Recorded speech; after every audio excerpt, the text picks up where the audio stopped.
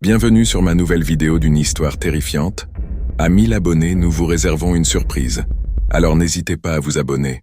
Découvrez l'histoire d'une bande d'amis partis s'amuser dans une soirée dans la maison hantée. Imaginez une maison lugubre, perdue au milieu des bois, connue pour ses mystères et ses légendes sombres.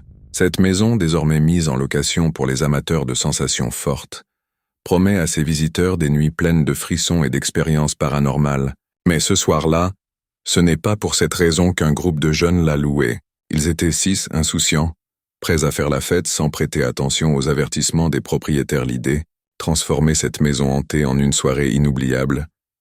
Ils arrivaient en riant, leur voiture chargée de provisions, ignorant les histoires de disparitions étranges qui entouraient cette maison depuis des décennies. La nuit tombait, et l'ambiance était à son comble. Mais dès qu'ils franchirent le seuil, un étrange malaise s'installa. La maison semblait encore plus étrange en vérité. Un froid glacial parcourait les couloirs, malgré le feu crépitant dans la cheminée.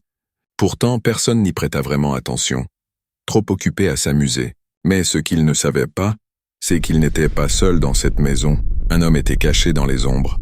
Un criminel recherché qui avait trouvé refuge dans ce lieu isolé.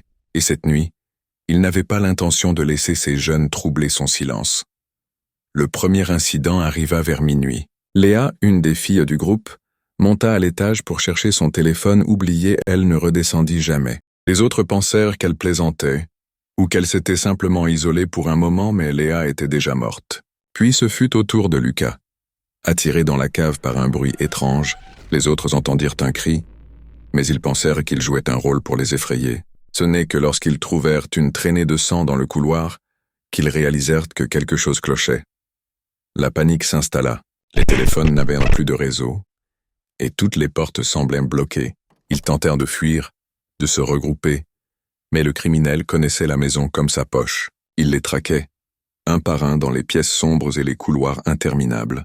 Chaque membre du groupe fut éliminé jusqu'au dernier. Sarah, la plus jeune, réussit à se cacher dans une armoire. Elle entendit les pas de l'homme s'approcher, son souffle rauque et le grincement de la porte s'ouvrant lentement.